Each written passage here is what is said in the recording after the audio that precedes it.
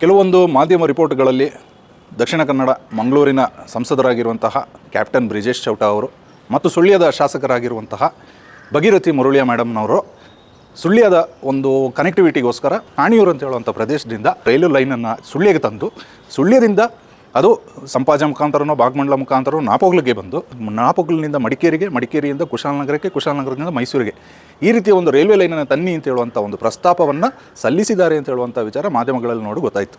ನಾನೊಂದು ರಿಕ್ವೆಸ್ಟನ್ನು ಮಾಡ್ಕೋತಾ ಇದ್ದೀನಿ ಮಾನ್ಯ ಮಂಗಳೂರಿನ ಸಂಸದರಾಗಿರುವಂಥ ಬ್ರಿಜೇಶ್ ಚೌಟಾ ಅಣ್ಣನವ್ರಿಗೆ. ಸರ್, ನೀವು ಏನೊಂದು ಮಂಗಳೂರಿನ ಅಭಿವೃದ್ಧಿ ಇದೆ ಅದನ್ನು ಮಾಡಿ. ನೀವು ಮಂಗಳೂರಿಗೆ ರೈಲ್ವೆ ಲೈನನ್ನು ತರಬೇಕು ಅಂತ ಹೇಳುವಂಥ ಯೋಜನೆ ಇದ್ದರೆ ಅದನ್ನು ಮಾಡಿ. ನಾವು ಯಾವತ್ತೂ ಕೂಡ ಅದನ್ನು ವಿರೋಧ ಮಾಡಲ್ಲ. ಅದೇ ರೀತಿಯಾಗಿ ಸುಳ್ಯದ ಶಾಸಕರಾಗಿರುವಂತಹ ಭಗೀರಥಿ ಮುರುಳಿಯ ಮೇಡಮ್ನ ಹತ್ರನೂ ನಾನು ರಿಕ್ವೆಸ್ಟನ್ನು ಮಾಡ್ಕೋತಾ ಇದ್ದೀನಿ. ನೀವು ಸುಳ್ಯಕ್ಕೆ ರೈಲ್ವೆ ಲೈನನ್ನು ತರಬೇಕಾ ತನ್ನಿ, ಅದು ನಿಮ್ಮ ಕ್ಷೇತ್ರ, ನಿಮ್ಮ ಜನರ ಒಂದು ಬೇಡಿಕೆ, ನೀವು ಅದನ್ನು ತನ್ನಿ. ಆದರೆ ಕೊಡಗಿಗೆ ಯಾವುದೇ ರೀತಿಯಲ್ಲಿ ನಾಪೋಕ್ಲಿಂದ ಮಡಿಕೇರಿಗಾಗಿರಲಿ, ಸುಳ್ಯದಿಂದ ಕೊಡಗಿನ ಗಡಿ ಒಳಗಡೆ ಆಗಿರಲಿ ಅಥವಾ ಮೈಸೂರಿಂದ ಕೊಡಗಿನ ಗಡಿ ಒಳಗಡೆ ಆಗಿರಲಿ ರೈಲ್ವೆ ಲೈನ್ ಬರೋದಕ್ಕೆ ಯಾವುದೇ ರೀತಿಯಾಗೂ ನಾವು ಬಿಡೋದಿಲ್ಲ. ಏನಕ್ಕೆ ಅಂತ ನಾನು ಹೇಳ್ಕೊಡ್ತಾ ಇದ್ದೀನಿ. ಜನರಿಗೂ, ಕೊಡಗಿನ ಜನತೆ ಕೂಡ ಅರ್ಥ ಮಾಡ್ಕೋಬೇಕು.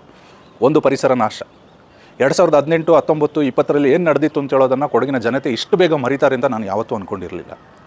ನಾಪೋಗಲು ಭಾಗಕ್ಕೆ ರೈಲ್ವೆ ಲೈನ್ ಬಂದರೆ ನಮ್ಮ ಕರ್ನಾಟಕ ರಾಜ್ಯಕ್ಕೆ ನೀರನ್ನು ಕೊಡುವಂಥ ಹಲವಾರು ನದಿಗಳ ಒಂದು ಟ್ರಿಬ್ಯೂಟರೀಸ್ ಏನಿದೆ, ಉಗಮ ಸ್ಥಾನ ಏನಿದೆ, ಅದೆಲ್ಲ ನಾಶ ಆಗುತ್ತೆ. ಏನಕ್ಕಂದರೆ ನಾಪೋಕ್ಲು ಪಶ್ಚಿಮ ಘಟ್ಟ ಪ್ರದೇಶದ ಮಧ್ಯದಲ್ಲಿರುವಂಥ ಒಂದು ಪ್ರದೇಶ.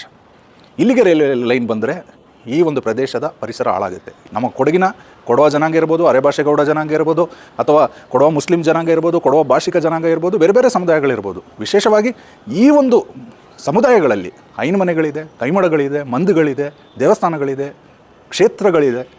ರೈಲ್ವೆ ಲೈನ್ ಬಂದಾಗ ಒಂದು ಯೋಜನೆ, ರೈಲ್ವೆ ಲೈನ್ ಯೋಜನೆ ನಿಮ್ಮ ಐನ್ಮನೆ ಒಳಗಡೆ ಬರುತ್ತೆ ಅಂತ ಹೇಳಿದ್ರೆ ನೀವು ನಿಮ್ಮ ಐನ್ಮನೆಯನ್ನು ಬಿಟ್ಕೊಡೋಕ್ಕೆ ರೆಡಿ ಇದ್ದೀರಾ? ಐನ್ಮನೆಯನ್ನು ಸರ್ಕಾರ ಕಾಂಪನ್ಸೇಷನ್ ಕೊಡ್ತೀನಿ, ಬೇರೆ ಜಾಗದಲ್ಲಿ ಕೊಟ್ಕೊಳ್ಳಿ ಅಂದರೆ ನೀವು ಬಿಟ್ಕೊಡೋಕ್ಕೆ ರೆಡಿ ಇದ್ದೀರಾ? ಇದನ್ನು ನಾವು ಕೊಡಗಿನ ಜನತೆ ಅರ್ಥ ಮಾಡ್ಕೋಬೇಕಾಗುತ್ತೆ. ಇವತ್ತು ಕೊಡಗಿನ ಜನತೆಗೆ ಏನು ಬೇಕು ಅಂತ ಅಭಿವೃದ್ಧಿಯನ್ನು ಮಾಡಿಸ್ಕೊಳ್ಳೋಣ. ನಾವು ಇರೋ ರಸ್ತೆಯನ್ನೇ ನಮಗೆ ಇಲ್ಲಿ ಒಳ್ಳೆ ಅಪ್ಗ್ರೇಡ್ ಮಾಡ್ಕೊಳ್ಳೋಕ್ಕಾಗ್ತಿಲ್ಲ, ಇರೋ ರಸ್ತೆಯನ್ನೇ ಮೇಂಟೈನ್ ಮಾಡೋಕ್ಕಾಗ್ತಿಲ್ಲ, ಅಷ್ಟು ಒದ್ದಾಡ್ತಾ ಇದ್ದೀವಿ ನಾವು. ಕೊಡಗಿನ BJP ಅವರಿಗೆ ನನ್ನ ಹತ್ರ ಪ್ರಶ್ನೆಯನ್ನು ಕೇಳ್ತಾ ಇದ್ದೀನಿ. ಮಂಗಳೂರಿನ ಸಂಸದರು BJP ಪಕ್ಷದವರು, ಸುಳ್ಯದ ಶಾಸಕರು BJP ಪಕ್ಷದವರು. ಕೊಡಗಿನ BJPಯ ನಾಯಕರುಗಳ ನಿಲುವೇನು ಇದರ ಬಗ್ಗೆ? ಬೇಕಾದ್ರೆ ಅವರು ಸುಳ್ಯದಲ್ಲಿ ರೈಲ್ವೆ ಲೈನ್ ಮಾಡ್ಕೊಳ್ಳಿ, ಅದಕ್ಕೆ ನಮ್ಮ ಯಾವುದೇ ರೀತಿಯ ವಿರೋಧ ಇಲ್ಲ. ಅದು ಅವರ ಕ್ಷೇತ್ರ, ಅವರ ಜಿಲ್ಲೆ, ಅವ್ರು ಮಾಡ್ಕೊಳ್ಳಿ. ಆದರೆ ಕೊಡಗಿಗೆ ಮಾತ್ರ ನಾವು ರೈಲ್ವೆ ಲೈನ್ ತರೋದಕ್ಕೆ, ಯಾವುದೇ ರೀತಿಯಾಗಿ ಪರಿಸರವನ್ನು ನಾಶ ಮಾಡಿ ರೈಲ್ವೆ ಲೈನ್ ತರೋದಕ್ಕೆ ನಾವು ಒಪ್ಪೋದೇ ಇಲ್ಲ.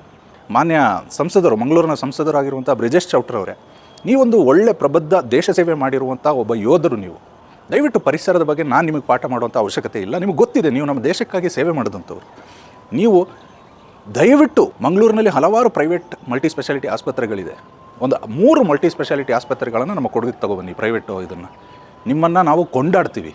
ಅದು ಬಿಟ್ಟು ದಯವಿಟ್ಟು ಈ ಥರ ಪ್ರಪೋಸಲ್ಗಳನ್ನು ಕೊಟ್ಟು ದಯವಿಟ್ಟು ನಮ್ಮ ಕೊಡಗಿನ ಪರಿಸರವನ್ನು ನಾಶ ಮಾಡಬೇಡಿ. This is a humble request ನನ್ನ ಸೈಡಿಂದ.